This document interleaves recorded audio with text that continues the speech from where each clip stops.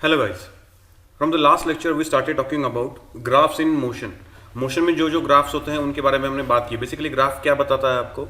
तो ग्राफ आपको बताता है कि एक वेरिएबल क्वांटिटी के साथ दूसरी वेरिएबल क्वांटिटी कैसे चेंज हो रही है, यानी एक इंडिपेंडेंट क्वांटिटी के साथ दूसरी डिपेंडेंट क्वांटिटी कैसे चेंज हो रही है। फॉर एग्जाम्पल हमने देखा था टाइम एंड डिस्प्लेसमेंट ग्राफ या फिर distance graph. So time and distance graph जो होता था, उस टाइम एंड डिस्टेंस ग्राफ में, डिस्टेंस टाइम ग्राफ में, time is a independent quantity and displacement is a dependent quantity on time.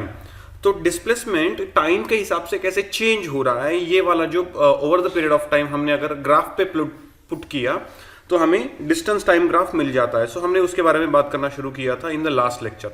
So will have a slight revision of the last lecture. हमने ये वाले graph देखे थे, अलग अलग graph देखे थे। यहाँ पे मैंने आपको बोला था कि ये डिस्टेंस टाइम ग्राफ है। डिस्टेंस टाइम ग्राफ में अगर स्ट्रेट लाइन है, whether it is a horizontal straight line और incline straight line. Straight line आपको किसके बारे में बताता है? स्ट्रेट लाइन आपको बताता है यूनिफॉर्म मोशन के बारे में, ठीक है ना, सॉरी कांस्टेंट वेलोसिटी के बारे में। अगर वो हॉरिजॉन्टल स्ट्रेट लाइन है तो it is a uniform motion, अगर इंक्लाइन स्ट्रेट लाइन है तो it is a uniform motion with some velocity, non zero velocity. So ये स्ट्रेट लाइन आपको क्या बताता है? Constant velocity. लेकिन ये अगर एक्सपोनेंशियल ग्राफ होता है तो it tells you about the non uniform velocity, यानी वेलोसिटी चेंज हो रही है। वेलोसिटी चेंज हो रही है इसका मतलब एक्सेलरेशन है, because as per the definition acceleration means change in velocity. अगर चेंज इन वेलोसिटी इसका मतलब वहां पे एक्सेलरेशन है, तो ये एक्सेलरेटेड मोशन। यानी ये वाली जो दो है उसमें से ये आपको किसके बारे में बताता है? रेस्ट के बारे में। जीरो वेलोसिटी, कांस्टेंट है लेकिन कितनी है? जीरो।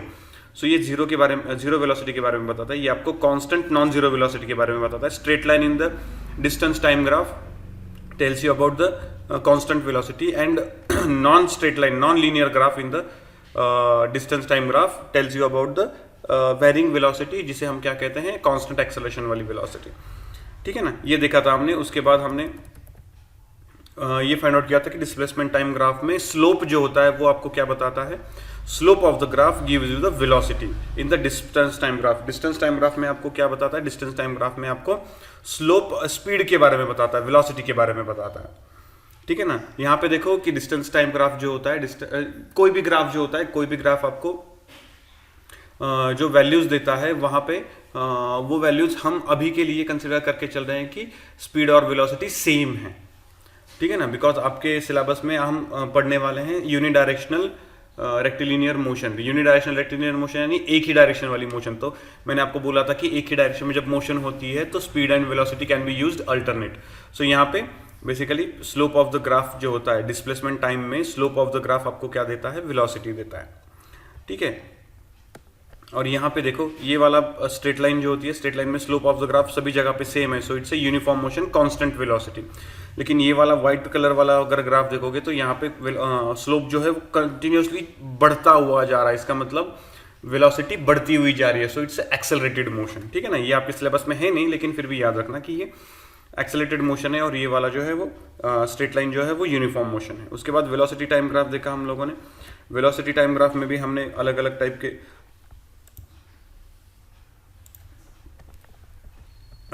के ग्राफ देखे थे। सेम ग्राफ जो हमने वहां पे देखे थे, सेम शेप के ग्राफ है लेकिन उनका मीनिंग अलग है। यहाँ पे अगर स्ट्रेट लाइन ग्राफ है इसका मतलब वेलोसिटी चेंज नहीं हो रही, इसका मतलब ये यूनिफॉर्म मोशन है, ठीक है ना। स्ट्रेट लाइन ग्राफ यहाँ पे ऐसे अगर दिखाया जाता है तो it's a non uniform motion. Non uniform motion यानी एक्सेलेरेशन है लेकिन एक्सेलेरेशन कांस्टेंट है।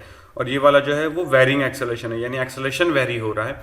नॉन वेलोसिटी तो चेंज हो ही रही है, एक्सेलरेटेड मोशन ही है, लेकिन यहाँ पे एक्सेलरेशन कांस्टेंट है, यहाँ पे एक्सेलरेशन वेरिंग है। वेलोसिटी तो दोनों जगह पे चेंज हो रही है, लेकिन यहाँ पे वेलोसिटी लीनियरली चेंज हो रही है, यहाँ पे वेलोसिटी नॉन लीनियरली चेंज हो रही है। ये हमने बात की थी लास्ट लेक्चर में। उसके बाद हमने और एक ग्राफ देखा था, ये वाला। यहाँ पे स्लोप ऑफ द ग्राफ आपको देता है एक्सेलरेशन। वेलोसिटी टाइम ग्राफ में slope of the graph gives you the acceleration.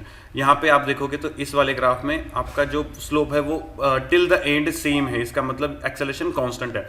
सो ये कांस्टेंट एक्सेलरेशन का एग्जांपल है। लेकिन अगर ऐसे है तो यहाँ से लेके यहाँ तक, ये व्हाइट वाला ग्राफ जो है यहाँ से लेके यहाँ तक आपका कंटिन्यूसली स्लोप चेंज होता जा रहा है। स्लोप चेंज हो रहा है, दैट टू इंक्रीजिंग। इंक्रीजिंग इसका मतलब वेलोसिटी कंटिन्यूसली इंक्रीज होने का रेट भी बढ़ रहा है, यानी वेलोसिटी बढ़ने का रेट भी बढ़ रहा है, इसका मतलब एक्सेलरेशन बढ़ रहा है। So it's a non variable acceleration, non constant acceleration का ये वाला ग्राफ है।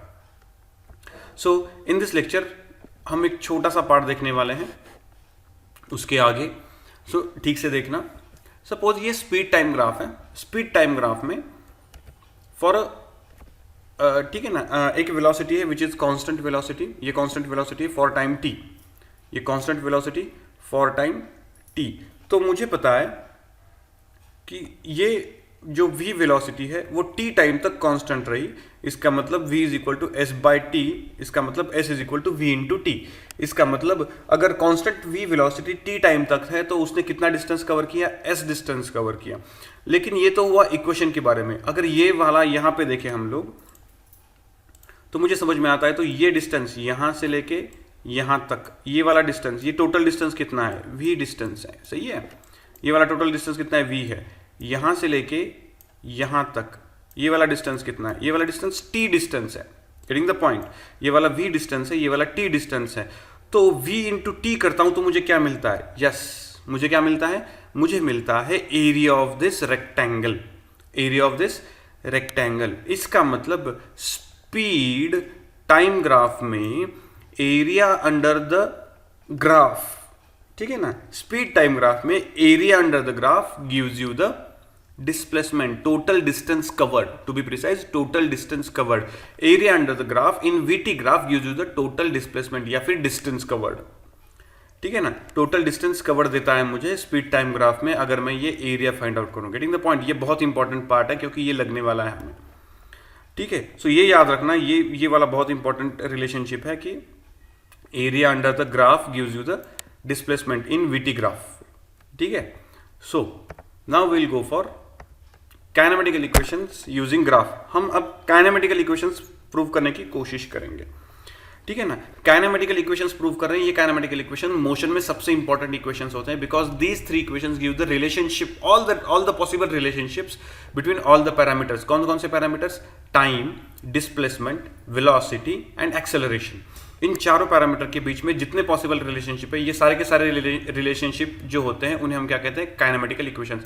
ये सबसे इंपॉर्टेंट इक्वेशंस होते हैं मोशन में। सो ये इक्वेशंस ठीक से हम पढ़ेंगे अभी, ठीक है। सो कंसिडर करके चलो कि एक ऑब्जेक्ट है, उस ऑब्जेक्ट की इनिशियल वेलोसिटी u है। इनिशियल वेलोसिटी यानी इनिशियल यानी क्या होता है कि t is equal to zero, t is equal to zero पे velocity. What is mean by t is equal to zero, time zero. Time zero यानी जब मैंने उस ऑब्जेक्ट को ऑब्जर्व करना शुरू कर दिया, उस एग्जैक्टली उस टाइम पे उसकी वेलोसिटी कितनी थी, तो उसकी वेलोसिटी इनिशियली कितनी थी, उसको क्या कहा जाता है, इनिशियल वेलोसिटी। उसकी इनिशियल वेलोसिटी u कंसिडर करके चलो। अब ये वाला जो u ग्राफ था, t is equal to zero पे उसकी वेलोसिटी u थी और t is equal to zero पे मैंने उसको दे दिया एक्सेलरेशन। अब एक्सेलरेशन दे दिया, इसका मतलब क्या होगा, उसकी वेलोसिटी चेंज होगी। तो सपोज उसकी वेलोसिटी बढ़ती गई, मैंने पॉजिटिव एक्सेलरेशन दिया, उसकी वेलोसिटी बढ़ती गई, ठीक है। सो मैंने ये एक्सेलरेशन कितने टाइम तक दिया, मैंने वो एक्सेलरेशन दिया t टाइम तक, ठीक है। ये एक्सेलरेशन मैंने t टाइम तक दिया। तो u जो था इनिशियल वेलोसिटी थी, t is equal to zero पे उसकी इनिशियल वेलोसिटी u थी, t is equal to zero पे ही मैंने उसको एक्सेलरेशन दिया। एक्सेलरेशन देने की वजह से उसकी वेलोसिटी इंक्रीज हुई। मैंने ये एक्सेलरेशन t टाइम तक दिया, इसका मतलब t टाइम तक उसकी वेलोसिटी इंक्रीज हुई। Suppose at the instant t उसकी वेलोसिटी हुई v, ठीक है ना, उसकी वेलोसिटी हुई v।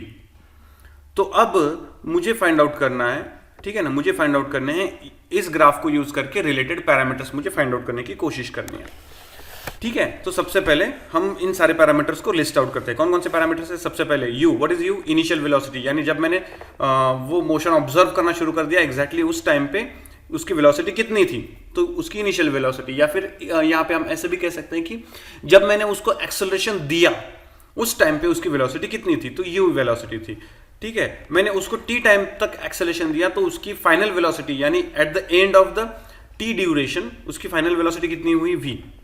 So t is the time required to change the velocity from u to v। a acceleration देने के बाद velocity u to v change हुई और उसके लिए टाइम कितना लगा, t।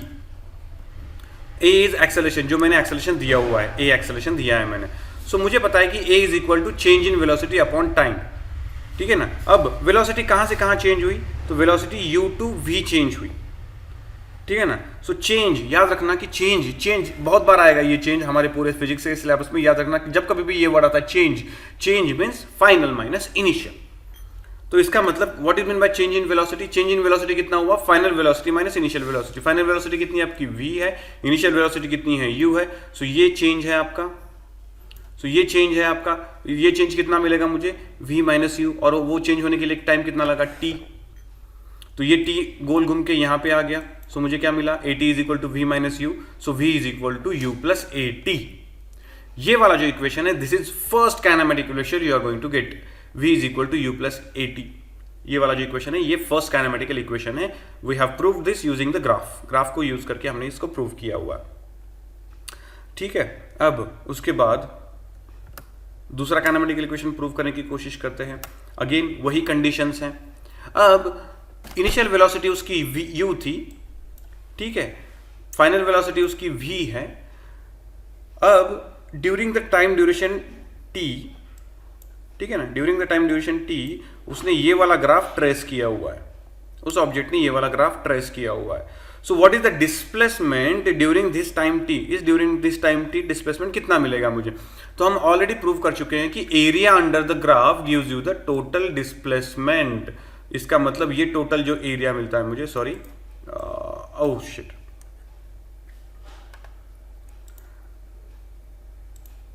ठीक है, ये वाला जो टोटल एरिया मिलता है मुझे, ये वाला area, can you see this, ये वाला एरिया जो होता है, ये वाला एरिया टोटल एरिया मुझे क्या देता है, ये बीच वाला जो एरिया होता है, ये वाला एरिया मुझे टोटल डिस्प्लेसमेंट देता है। अब ये वाला एरिया अगर मुझे फाइंड आउट करना है तो मैं कैसे फाइंड आउट कर सकता हूं, तो सिंपल है, ये वाला जो है रेक्टेंगल मिल जाता है मुझे।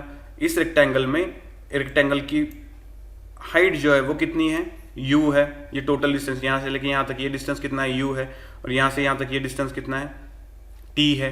तो ये मिल जाता है मुझे, प्लस ये वाला ट्रायंगल का एरिया, यानी मुझे एरिया अंडर दिस ग्राफ मिल जाता है। ये वाला area under this graph, area under this graph is nothing but addition of this triangle and this rectangle. अब ये वाला जो रेक्टेंगल है उसका एरिया कितना है, u इंटू टी है, और ये वाला जो एरिया है ट्रायंगुलर एरिया उसका बेस कितना है, t है, उसका हाइट कितना है, तो उसका हाइट कितना है, तो यहाँ पे देखो ये वाला टोटल हाइट कितना है, v है, ये वाला टोटल हाइट कितना है, u है, ठीक है, ये आपका v हाइट है, ये आपका u हाइट है। तो यहाँ से लेके यहाँ पे एक्चुअली ट्रायंगल की हाइट है, तो ये कितनी मिलेगी मुझे, ऑब्वियसली v माइनस यू, सही है ना, ये टोटल v है, ये u है, तो ये कितना मिलेगा मुझे, ये v माइनस यू है। तो height u v minus u है, तो इस ट्रायंगल का एरिया कितना होगा, 1/2 into v minus u into t. ठीक से देखो, s is equal to u t, ये किसका एरिया है, ये रेक्टेंगल का एरिया है, और ये किसका एरिया है, ये ट्रायंगल का एरिया है। 1/2 बेस कितना है उसका t, और हाइट कितनी है उसकी v माइनस यू, ये वाली हाइट है v माइनस यू। अब v माइनस यू लास्ट वाले लेक्चर में हमने देखा था कि a is equal to, sorry lecture नहीं, लास्ट वाली स्लाइड में देखा था a is equal to v minus u divided by t। तो v माइनस यू, यहाँ पे v माइनस यू है, so v minus u is equal to 80 कर सकता हूँ मैं, yes, v minus u is equal to 80 कर दिया। So s is equal to u t plus 80 into t, ठीक है, सॉरी यहाँ पे 1/2 रह गया, यहाँ पे 1/2 मिसिंग है, so 1/2। So s is equal to u t plus 1/2 80 into t, so which is nothing but s is equal to u t plus half AT square. ये वाला मुझे सेकंड काइनेमेटिकल इक्वेशन मिलता है, this is the second kinematical equation I am going to get, s is equal to u t plus half AT square, जिसमें s क्या है, total distance covered, total distance covered, कितना total distance cover किया उसने, you t plus half AT square, इतना distance cover किया। उसके बाद काइनेमेटिकल इक्वेशन यूजिंग ग्राफ्स को हम तीसरा इक्वेशन फाइंड आउट करने की कोशिश करेंगे। अगेन सेम, ठीक है ना, हाँ सेम पैरामीटर्स है, सेम पैरामीटर्स यूज करके हम इक्वेशन। अब ये वाला ठीक से देखो, यहाँ पे अगर मैं इसके बारे में बात कर रहा हूं, टोटल डिस्प्लेसमेंट, ठीक है ना, टोटल डिस्प्लेसमेंट के बारे में अगर मैं बात कर रहा हूं, ठीक है, टोटल डिस्प्लेसमेंट के अगर बारे में बात करते हैं तो यहाँ पे area under this graph is nothing but this area, सही है, ये वाला एरिया। अब ये वाला जो साइड है और ये वाला जो साइड है दोनों एक दूसरे को पैरेलल है, और ये वाली साइड और ये वाली साइड दोनों एक दूसरे को पैरेलल नहीं है, तो ये क्या बन जाता है, ये ट्रेपेजियम बन जाता है। इसका मतलब total displacement during this time period is nothing but area under this graph, और ये एरिया अंडर दिस ग्राफ क्या है, ट्रेपेजियम है। So area s is equal to area of trapezium. So area of trapezium is equal to 1/2 multiplied by sum of the length of parallel lines. Parallel lines कौन सी हैं, ये वाली दो parallel lines हैं। इन दो पैरेलल लाइंस की sum of length of parallel lines multiplied by perpendicular distance between them, उन दोनों के बीच का परपेंडिकुलर डिस्टेंस, यानी ये जो देम मींस पैरेलल लाइंस के बीच का। सो पैरेलल लाइंस कौन सी है, ये वाली पैरेलल लाइन है और ये वाली, इन दोनों के बीच का डिस्टेंस कौन सा है, ये वाला। ठीक है, तो मैं ऐसे कर सकता हूँ u प्लस वी। अब देखो लेंथ ऑफ पैरेलल लाइन, ये वाली जो पैरेलल साइड है इसकी लेंथ कितनी है, यहाँ से लेके यहाँ तक u है, और इसकी लेंथ कितनी है, यहाँ से लेके यहाँ तक इसकी लेंथ कितनी है, v है। इसका मतलब u plus v sum of length of parallel lines multiplied by t perpendicular distance between them. दो पैरेलल लाइन के बीच का डिस्टेंस कितना है, ये वाला डिस्टेंस है। सो इसका मतलब t है। अब हमें पता है कि t is equal to v minus u by a. Basically हमें पता है a is equal to v minus u by t, so t is equal to v minus u by a. मैंने a और t को interchange कर लिया उनके places. ठीक है, तो यहाँ पे मैं ऐसे कर सकता हूँ, यहाँ पे जो t है t की वैल्यू ये रख सकता हूँ मैं, so v plus u into u minus v minus u divided by 2a। इस वैल्यू में यहाँ पे रख दिया, so which is nothing but v square minus u square upon 2a। ठीक है, इसको थोड़ा सा रीअरेंज करने के बाद मुझे क्या मिलता है, ये वाला ऊपर चला जाएगा, so v square is equal to u square plus 2a। यस, ये वाला मेरा थर्ड काइनेमेटिकल इक्वेशन है। ये तीन बेसिक काइनेमेटिकल इक्वेशंस होते हैं जिनको यूज करके हम बाकी सारे मोशन के एग्जांपल्स करने की कोशिश करते हैं। सो याद रखना, ये तीन kinematical equations are very much important. अब उनको लिस्ट आउट करते हैं काइनेमेटिकल इक्वेशंस। ये पहला kinematical equation v is equal to u plus a t, s is equal to u t plus half it square. तीसरा kinematical equation v square is equal to u square plus 2as। इन तीन kinematical equation को जब हम prove कर रहे हैं तो एक चीज हम बाय डिफॉल्ट कंसीडर करके चल रहे थे which is very much important. ये याद रखनी है, वो चीज है kinematic equations are true only for the constant acceleration. यानी यहाँ पे कहीं पे भी हमने ये कंसीडर नहीं किया है कि एक्सेलरेशन इज चेंजिंग। अगर आप याद करोगे तो सारे के सारे काइनेमेटिकल इक्वेशन में स्पीड टाइम ग्राफ जो था, स्पीड टाइम ग्राफ हमने स्ट्रेट लाइन रखा है, और मैंने आपको बताया था कि स्ट्रेट लाइन जब होती है तब जो भी एक्सेलरेशन होता है दैट एक्सेलरेशन इज कांस्टेंट। ठीक है, so look at this equations very carefully. So इनको यूज करके हम कुछ एग्जांपल सॉल्व करेंगे in the next lecture. Thank you.